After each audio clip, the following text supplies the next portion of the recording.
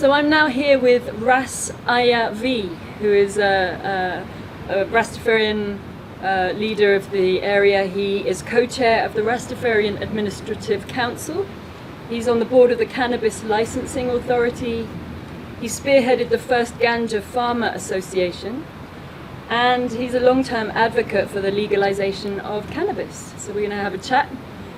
Thank you for talking to us. Thank you for being here. Okay, give thanks for having me, and always a joy to be talking about what we call truth and life, whether it's the herb, whether it's the, humanity, whether it's the equality, but as long as it has to do with truth and right, we always have pleasure in talking about it. Okay, great.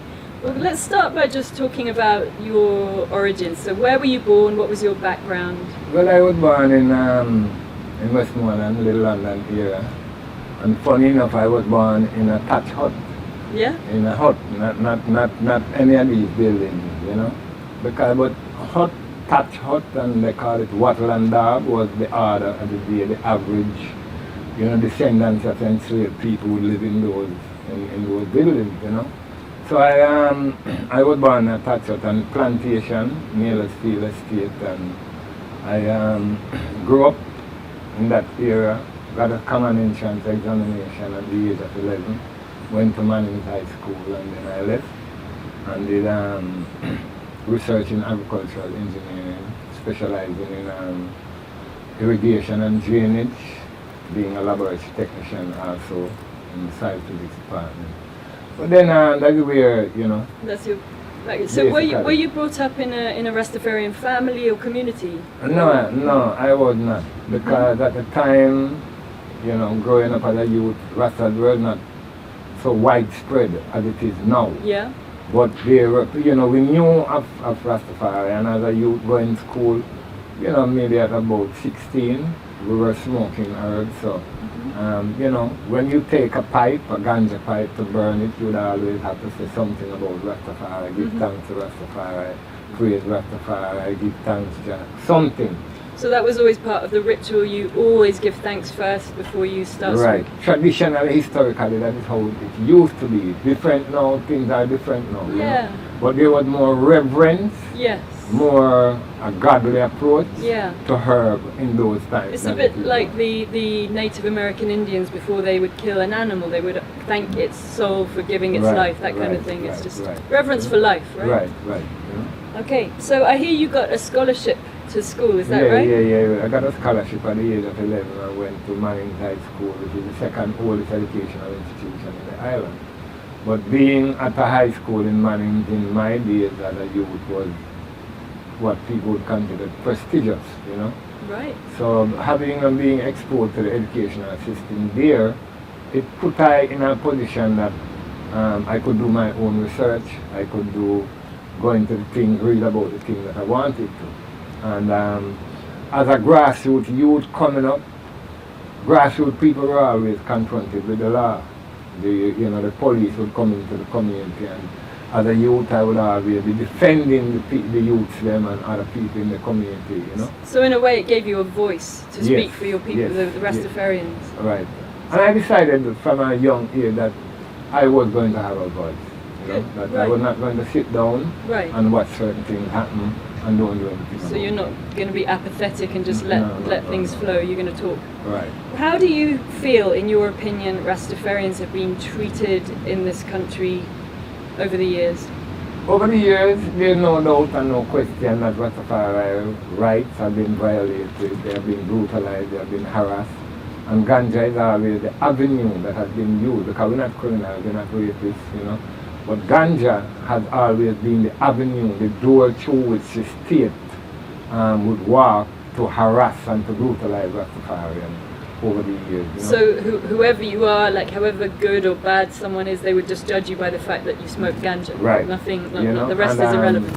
The fact that, when Rasta rose up, it was direct colonial days, and to see an entity coming up and to be totally against this European colonialism, people didn't like that, and such, we were seen as a threat to what would be considered the Euro-colonial standards and way of doing things, and the whole religion thing, and so on. So, Sure. Growing up, we were given pictures of Christ looking white, angels white, and the devil black. So. And you didn't relate. You didn't think. No.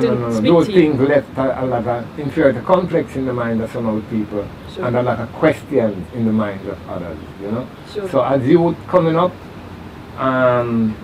give thanks that I had the ability to do my research in whatever field or on whatever subject matter I wanted to. Great. And. So to you, what is cannabis?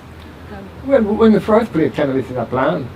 Like, to me, like any other plant. It's just that each plant has its own purpose.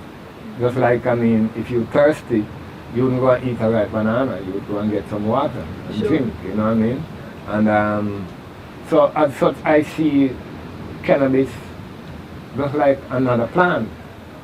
But the way in which we grew up and the way in which the plant was stigmatized and demonized, and especially me now doing my own research into the history of cannabis, especially from a medical or a cultural point of view, and finding out the medical benefits and how people used to use it, and me at myself using it from I was a youth at about 7, and using it. Then one thing I noticed with cannabis, it tends to make you think godly. Yeah. Yeah, very godly, And as such, so as a plant now, So you see it as sacred, sort of. It's like Yes. a connection to the sacred. right, Some at way. least, when you use herb, and most people who fight against herb are people who don't use herb. Those who use herb realize the spiritual and the medicinal benefits. Right. So looking at it strictly from a spiritual point of view at the moment, Mhm. because that is how Rastafari comes spiritual. Mhm. So we look at the plant and we use it because we get this meditation. When you use herb, it tends to put you in a different frame of mind where you want to ask questions that maybe has never been asked. Yeah. You want to dig deep in yourself, you want to know about who you are as a person, who you are in relationship to what we have been taught about as God, and who is God. So you start to ask yourself a lot of questions. Yeah.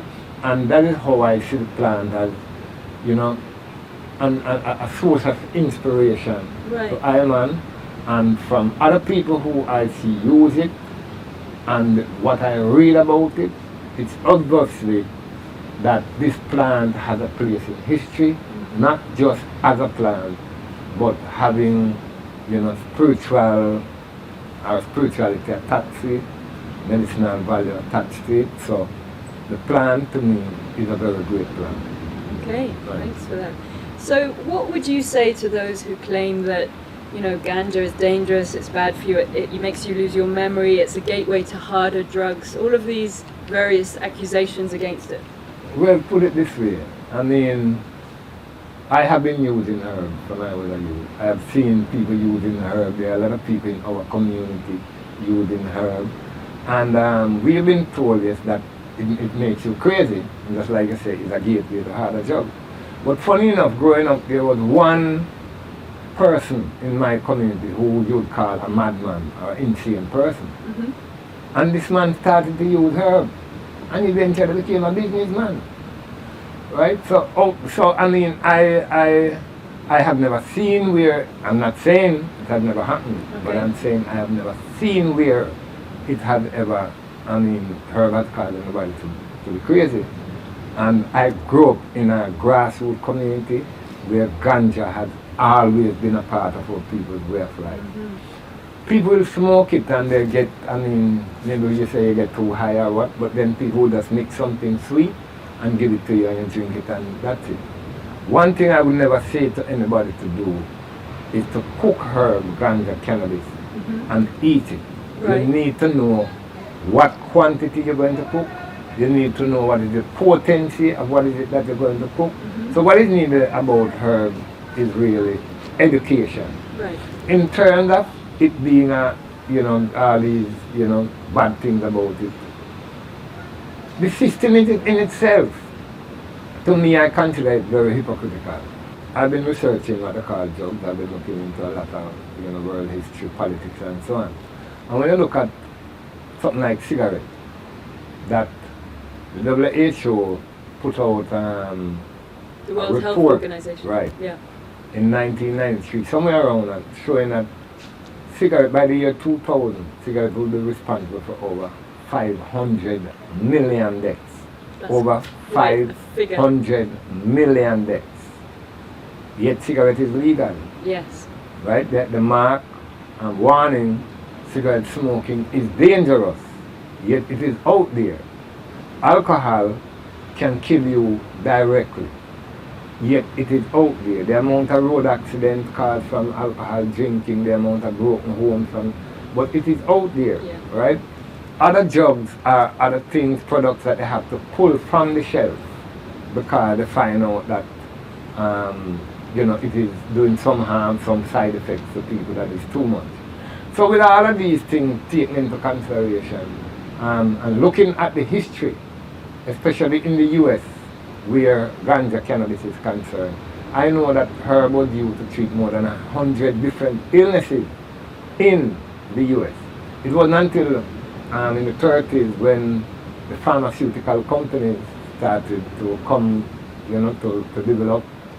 And then what was known as the FBN, the Federal Bureau of Narcotics, which is now the DEA.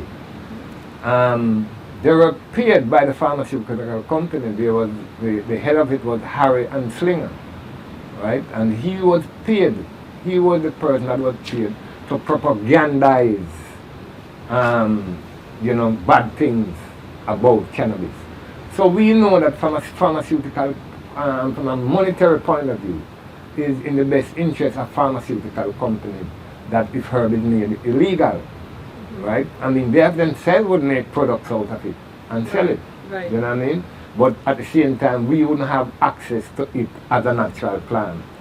So, with all of this, and plus what is happening now, where research in medicinal cannabis is concerned, where the impact on glaucoma, epilepsy, Crohn's disease, different type of cancer, it's obvious that there's a lot of hypocrisy and that it's not a matter that ganja is really dangerous for us, but it's because, the system wants to keep people ignorant and to keep it in a way that you will always have to go to them for medicine. Right. When you can create your own medicine, not just from ganja as a plant, but from other herbs, So can you talk a bit about the medicinal benefits of marijuana, ganja? Well, like I said, I've done research, and as far back as 2500 BC, the Chinese were writing about cannabis in their Chinese encyclopedia. But from what I have done is that, one, like I said, it's used to treat more than 100 different illnesses. And when you talk about menstruation, when you talk about blindness, when you talk about, like I said, epilepsy, different type of cancers, I mean, from both lung cancer, cervical cancer, prostate cancer, products are now being created out of marijuana to treat all of these things. So it's not a matter that the system does know the medicinal benefit of herb, because it is there. A lot of clinical trials, have been done where cannabis is concerned. I heard Israel's done a lot of research. Israel is the leading country where research in medical cannabis is concerned. And I was at the United Nations 2016 at UNGA's United Nations General Assembly Special Session. And the Israeli representative pointed out that they were manufacturing a lot of products. And a lot of countries already are asking Israel to export these products to their country. Is that right? I was in Israel just last year, 2017. And what I saw is that I was talking to a mentally ill person. And he told me that what they use in Israel to treat mental illness was cannabis. And he had to get his 7 spliffs per day because that keeps him calm. So, I mean, when it comes to mental health and the other, medical issues, it is proven that herb, ganja, cannabis is good at treating, all of these different illnesses. So the history is there. And I'll tell you this, that in the late 19th century, there was this doctor named O'Shaughnessy. He was a British doctor too, so you can research it. Okay. And he, at that time, England was a direct colony to England, just like all the rest of the Caribbean was is.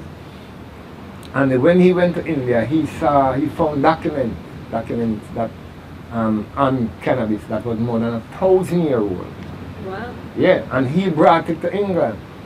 And so come cannabis was introduced into the British medical system and eventually into the European medical system.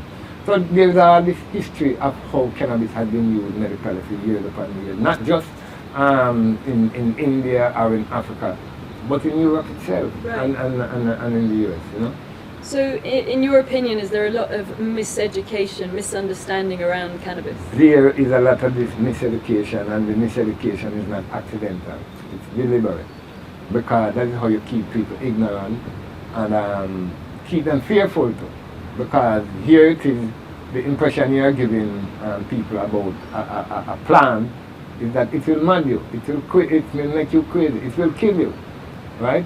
But Which is a very fearful thing to hear. Yes. That's scary. But we've been given a Bible that tells us that the herb is for the healing of the nation, right? And scientifically now it is being proven that all what we have been taught in terms of how we grew up eating, the amount of salt, the amount of sugar, the amount of white flour, the amount of rice and meat, and these things are not good for us. But yet these are the things that have been given to us, right? So there's no question that the miseducation has been deliberate, because if you want to,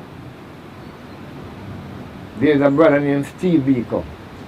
You might have heard about him. Yes, of course. Right, from Peter South Gabriel Africa. sang about him. And he said, the greatest weapon in the hands of the oppressor is the minds of the oppressed. Mm-hmm.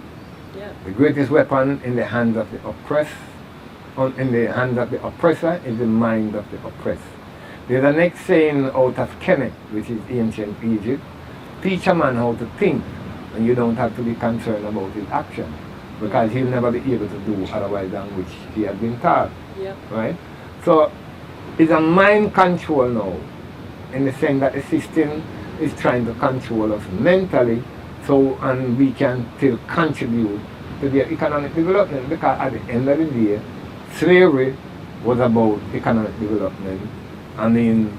Pharmaceutical establishment is about economic development. Basically everything that a country does, it has its own good things, but it's geared to, every business that is set up is geared towards making money. So the whole miseducation was geared towards keeping people in ignorance so that you can continue to live off them economically. Okay. That's about it. Okay. To me, So now specifically Jamaica, I know that previously farmers have been growing ganja illegally, and now it's been decriminalized. Yes, it's been decriminalized. But many people have been arrested. I believe even you were arrested yourself at some point. Yes, I have been arrested more than one time. And how do you deal with that? How do you react? Well, in the first place, I've never gone into a court talking about whether I am guilty or not guilty of having ganja. I've always been confrontational in the sense that I've always seen I as Rastafari having the right to freedom of expression according to the Constitution, both from a Jamaican constitutional point of view and from a United Nations constitutional point of view, that each individual, irrespective of color, creed, or race, has freedom of expression, freedom of belief, whether it be religious, political, or so on. So, going into being locked up for herb, I was bent on defending my constitutional rights as a Rastaman. So, it would be always from a constitutional point of view that I was defending myself in the sense that whether as a Rastaman, if I have the right to have a plant as my sacrament, similar to how the church would use bread and wine as their sacrament. So, you know, that is the level that I used to deal with it from. So but yes, sorry to interrupt. So from your perspective, like if the Christians are left alone and in peace to use wine as a sacrament, you should also be left alone to use plant. ganja, a herb, as Right. your connection to the sacred. Right. Right. But in terms of the question about our farmers, ganja has contributed a lot to the economy of Jamaica, a lot. And a lot of these youths leaving schools, there are no opportunity for them, there are no jobs, right? And even right here in St. Elizabeth, a lot of the youths turn to ganja farming rather than turn to robbery. As you know, St. Elizabeth is a breadbasket.